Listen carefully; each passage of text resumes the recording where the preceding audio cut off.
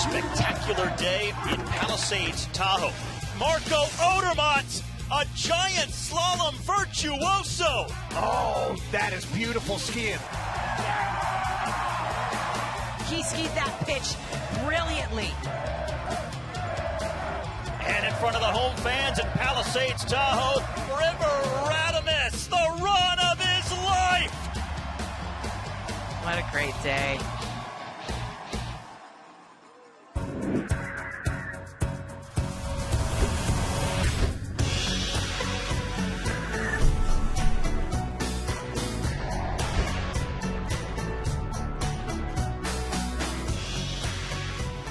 Hi there, I'm Cara Banks, welcoming you into this week's edition of the Stifel Snow Show. Let's get you caught up with what's been taking place in skiing and snowboarding from around the world. With that, we'll take a look at whereabouts the US ski and snowboard team have been in action this past week. We're cleared for takeoff in Oberstdorf, Germany, where sky's the limit for the men in ski flying.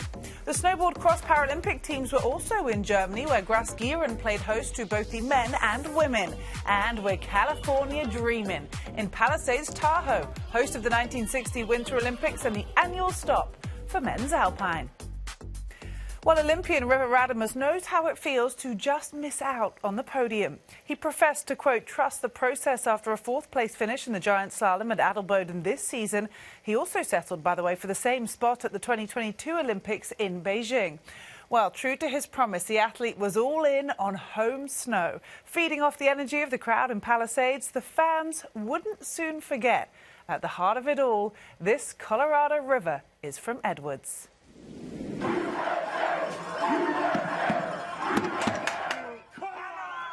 Chasing his first ever World Cup podium, 26-year-old River Radamus knew he was well positioned after finishing third in giant slalom in round one. And with the Palisades crowd chanting USA, there was even more of a reason to make it happen. The tech specialist laid it all out on the course, driving his way to a finish that would ultimately see him cross the line as the youngest US man to make an Alpine World Cup podium since Travis Ganong in February of 2014. Emotions were on full display after his hard-fought appearance, leaving Mama Radamus, also his first ever ski coach, bursting with pride and shedding a few happy tears along the way. Meanwhile, still to navigate his path, Swiss sensation Marco Odermatt, confident as always in his abilities, last on the start list and leader in the standings. Having been beaten to the top spot and settling for second in this race last year, the 26-year-old has been unbeatable since. With 9 straight GS victories, the reigning Olympic gold medalist is having arguably one of the most dominant seasons in the sport's history. He clinched the top spot on the podium with his now 10th win in a row, also mathematically securing the season's overall title across all disciplines with 10 races still to come. Rounding out the podium was Norway's Henrik Kristoffersen, and our Heather Cox spoke to River in third. Could you have scripted this day any better? I guess if I'd won. Hey, it's a podium. It's your first ever. No doubt. It's been a long time coming. I've wanted to feel what this moment feels like for so long. I've just kept working, and sometimes I thought it'd never come. But, doing it on home soil in front of all my friends and family and such an amazing American crowd, it just means everything to me. You were third after that first run. What did you do to crank it up a notch and get that out of you? Look, I was in a good position, better position than I think I've ever been in after first run. I just kept telling myself that you can't go easy because there's 15 guys right on my neck going behind me and 2 guys that I want to chase down in front of me. So I had to approach it the same way, attack the same way, know that I left everything on the line. I think I would be able to sleep well tonight regardless, but coming home with the podium makes it even better. Let's move to our Fast Facts powered by iFit. Welcome to the world of intelligent fitness. Taking a look at historic dominance, after Marco Odermatt won his final 3 giant slalom races of 2023, he then secured all 7 races of the tech event that followed in 2024, becoming now one of only 3 skiers to win 10 straight races on the circuit in a single discipline. Odermatt spoke with Heather Cox about confidence and more. It's amazing to think you have not lost a GS event this entire season. So when you're up in that start gate, how would you describe the mentality and the confidence that you have?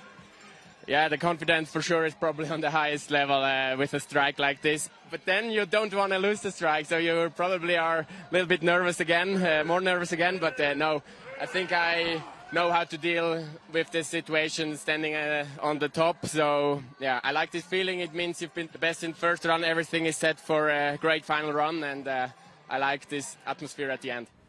Now, after high school, Jessie chose to go straight to college and ski full-time for the University of Denver. That was also the first year he was named to the Stifel US ski team.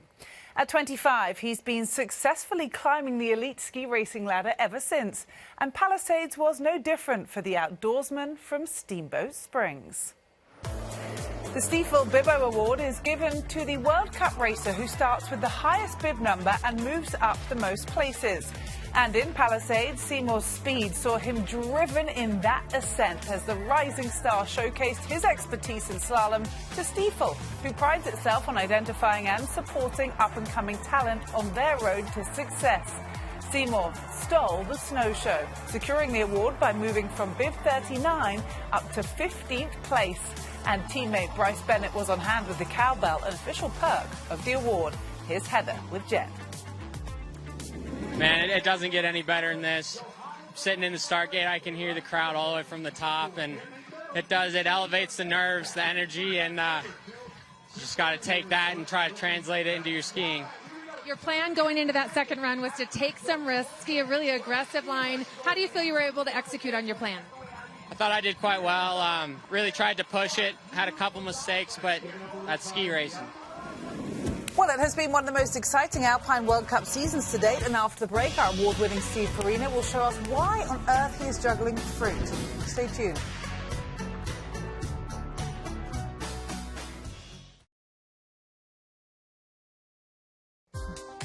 Well, have you ever wondered how sharp a ski edge can be?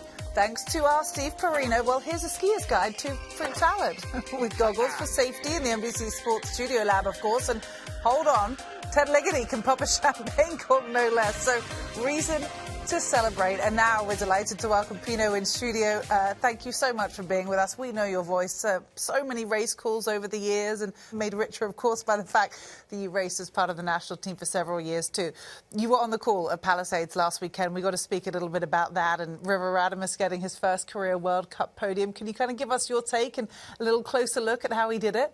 It was so exciting. You don't want to be a homer when you're on the air, and that was the hardest part for me, is to not cheer him on through that whole event. But, you know, this is a kid that was one of the best in the world as a junior, and it just really pays homage to how difficult it is to then do that to the World Cup level. He's been on the World Cup for 6 years, and this moment that he had at the World Cup, finally making it to the podium. I had to go back and look at my notes. At 82 World Cup starts before he finally got there. And we're not talking about a pedestrian skier coming up, one of the very best. When I was calling the race, it just occurred to me, it was so visually apparent how aggressive he was being and how much he wanted to perform, as he said, in front of the home crowd. And this pitch here is almost a 60% grade coming up. And he's late in the order, it's warm out, it's ruddy, there's a lot of risk, and he just rails these turns with so much power. This is where you tend to kind of hang on to your speed. He, at every moment, is trying to generate speed, and that just shows you that attitude that he needs to, again, get on the podium another time. He was exactly as fast as Marco Odermatt in that particular section. So he can do it, just not every day. It'll be interesting to see where this leads to, and that leads us on to the next question, because I've got to ask you about Marco Odermatt and just how dominant he has been, of course, particularly in the discipline of GS. 10 giant slalom victories in a row. It's otherworldly to be that consistent and that good. And there's this combination of tactics, tactical acumen, and technique that he's married together to just on a daily basis ensure that he is better than the next person in line, day in and day out. And here's a glimpse of it in Palisades-Tahoe. You're going to see him drop into this very difficult section. And this is where you want to, as they say, pressure the ski in the fall line. The fall line is where all the potential energy lives. And so the timing needs to be absolutely perfect to hit the apex of the turn, do most of the work right in and around the fall line. If you're a little bit early, you can see you go inside the gate. If you're a little bit late, you go too low and you drag against that fall line. And those decisions are about 0.05 of a second apart. And he pressures in the fall line perfectly at the apex of the turn. You can see his trajectory into the next apex, a softer angle than if he were just 0.05 of a second later with that timing. There are other skiers that can make a turn like him, but his ability to do it across the board every time, regardless of pressure, is what kind of makes me drop my jaw. Let's get back to the Americans. It was pretty cool to see Jessie more recognised in Palisades. What do you make of his progression in the sport now? It's a reminder of how hard slalom is. I call it the most difficult discipline in alpine skiing because it can be practiced anywhere in the world. Anytime you look at a start list in slalom, there's always more nations represented in the top 30 than any other. And so it's harder to crack in there. The U.S. team right now, they are the youngest team on the World Cup. And once he got into the top 30, for example, in that second run, he was the 6th fastest. But to earn your way into the top 30 takes a long time. And that kid delivered. And it's a cool award. I like to see that Bibbo Award recognized by Stifel. It was nice to see, how it makes such a difference. Something I've been fascinated to talk to you about, knowing for a few weeks we've had you coming in, is the number of injuries we've seen in alpine skiing this season. Not just that, particularly with the big names and some of the top athletes. Alex Kilder, of course, Veng and Alexi went out that weekend too, kind of crazy to think. Then Petra was injured, and of course, Mikaela. So let's speak a little bit about her. She is coming back very soon. It had been a great start to the season for her. People were circling, where's she going to get to number 100 on the calendar? And then, of course, she crashes in a speed event downhill on the next Olympic course, no less. But what would you say about the time she is now taking, her professionalism and dedication to the rehab process? What does that say about her as an athlete? The fact that she's only been mildly injured twice in her career, that is a record unto itself. It is so rare to have skied like a dozen years on the World Cup, has as many starts, and we know that she is the athlete that trains the most. So she exposes herself to injury more than anyone, and these two mild injuries. But to your point, right, it's so mindful and sophisticated as to how she comes back from injury. Yeah, she's going to be a little slow coming back. I think Lindsey Vonn drags herself, she steps off the gurney and takes the robe off, and then she gets back in the start, right? They are different animals, but Vonn got injured over and over and over. Mikaela Shiffrin is not the same animal, and that's why I think her legacy is going to continue on and on and on. All right, thanks again to our very own Steve Porino. We'll be listening to him, as I said, on the call from Aspen in just a moment. And when we come back, we'll have an Olympic gold medalist with us, the one and only freestyle skiing legend, Jonny Moseley. I love that guy.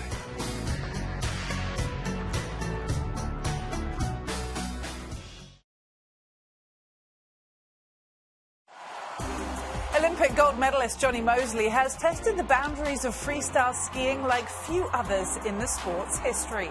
With twists and turns throughout his career, the 1998 Nagano and 2002 Salt Lake City Olympian is a true innovator.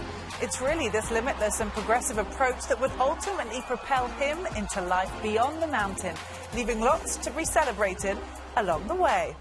And I'm delighted to say we can welcome him in now to the Stifel Snow Show. Jonny, so happy to have you with us today. Thanks for checking in. Let's speak about this past weekend, because you were in Palisades. It's always an epic stop, of course, on home soil for the U.S. alpine athletes.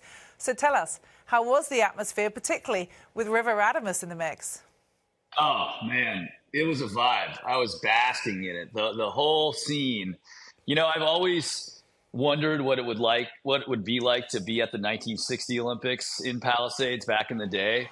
And this is as close as I think we're going to get. We had a perfect bluebird day, not a breath of wind, perfect conditions. And River Radamus just, he just lit the place up. He puts himself in great position. He's third place. And he just lays down this run, comes across in first place. And the place just, whoa! we're all just like, so it was one of those moments. Let's speak a bit about that, of course, your sport of moguls. The US women's team have been so dominant this season. What do you put that down to when you watch their results?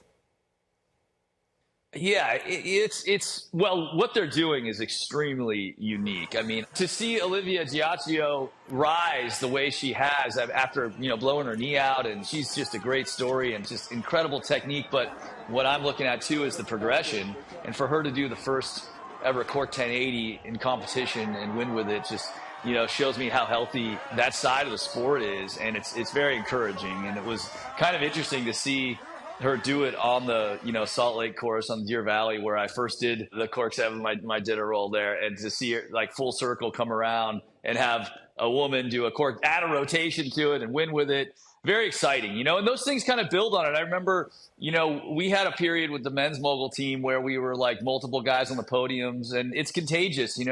One person leads the charge, the other person wants to step it up, and, they train, they feed off each other. So these moments when you get this momentum are really exciting, and they're not that common. It's you want to take advantage of it, and they're definitely a great team to pay attention to right now. Okay, so let's get to it. You just touched on it, and we mentioned you as an innovator in and out of competition, really kind of been instrumental in evolving the sport of moguls. So can you explain how that all started in Nagano with your 360 mute grab, and why at the time that stretched the boundaries? 1996 was an interesting year because snowboarding had reached its sort of, it was jamming. It was kind of, peaking in popularity, and a lot of us skiers were just looking around like, what did we get into? This thing is dying. We're on these straight skinny skis, and it was just like all my friends were snowboarding, and I was like, well, but I'm on a mission to go to the Olympics, like whatever. And there's this group of French Canadian kids that were mogul skiers, a little bit younger, and just below the World Cup. And they were the first to sort of say like, hey, why can't we do this snowboard style? Why can't we go in the train park? And they started going in the train park and doing snowboard style moves, started grabbing their skis, landing backwards even before they had twin tips. And I was always, my theory of freestyle is like skateboarding. If you're not doing the coolest stuff, then you're really not a freestyler. Like it's always all about progression and innovation. So I started hanging out with those guys, and I was like, this is awesome. And so I ripped the 360 mute grab off from this kid, JP Auclair, and obviously I rolled into the Olympics, and it gave me a huge asymmetric advantage. And I won with it. I guess what it did was it brought this movement of free skiing that was already happening to the forefront, to the mainstream, right? Like it rebirthed a whole sort of a style of skiing that became free skiing. Tell us the story of how you created the dinner roll, please. I had this vision for a trick. I love snowboarding, and I love this particular trick called a rodeo flip. And snowboarding was interesting because of their stance on the board, it totally changed the way they flipped. And I was an aerialist. I did triple twisting, triple backflips on snow. I was a competitor in aerials. And so, but everything was very linear. But when you stand on a snowboard, all the rules are out the window. So they started rotating in weird axes, and they would carve off the jump one way and then throw their weight the other way and create all these interesting vectors. And I kind of visualized this rodeo flip on skis. And there was a moment around that time when I was like, hey, what if I could do this in the moguls? So I ended up throwing it in the Olympics in 2002. In my mind, I definitely thought I was going to win. I was like, oh man, I just did something that was crazy, a lot harder than anyone else. But of course I ended up fourth, which was such a bummer. But, in hindsight, look, I was slow. Part of the reason I had a slow time is because I had to set up for the trick. It was a little naive on my part to think that the judges had some room in their scorebook to just give it to me. But in the end of the day, it was what really, drove me to go to those Olympics. And that opened the door to all these cork 7s you're seeing, the cork 1080 that Olivia did. And so I feel it takes the sting a little bit out of that fourth place, if you know what I mean. What a pleasure to have you on with us today. Thanks for teaching us a thing or two, Jonny. And, we'll look forward to talking to you again soon. And we'll ask everybody at home to stick around because we've got some Paralympic snowboarders to check in with when we come back.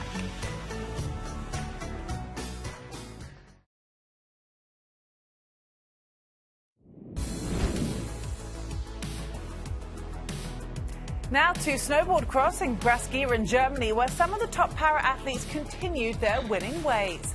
Two-time Paralympic medalist Noah Elliott landed himself in the top spot in both LL1 classification races on the men's side. For the women, despite calling the weather super unpredictable, three-time Paralympic gold medalist Brenna Huckabee extended her reign on the circuit, winning her third and fourth straight World Cups back-to-back at Grasgehren.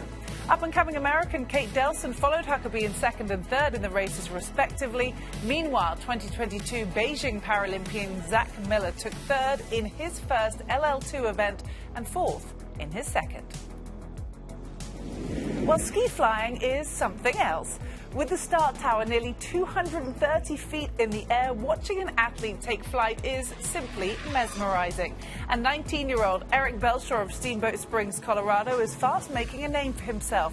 With two recent top 20 results, Oberstdorf, Germany, saw Belshaw place 18th in his first event, with one of his jumps exceeding 720 feet. Belshaw placed 12th the following day. That's the first top 15 World Cup finish for U.S. men's ski jumping since 2017. Well, if you haven't heard of the American Birkebeiner, aka the Birkie, think ski marathon patterned after Norwegian heritage, where both elite and, quote, citizen skiers converge in Wisconsin for the largest ski race in the country. It has evolved over its 50 years, but even the stars partake in its rich history. And for the first time, that's what recent World Cup victors Jessie Diggins and Schumacher did, both emerging as 50K Birkie champs. Here's Diggins' husband, Wade. He skied an inspired race himself on the citizen side while also playing double duty as #1 supporter.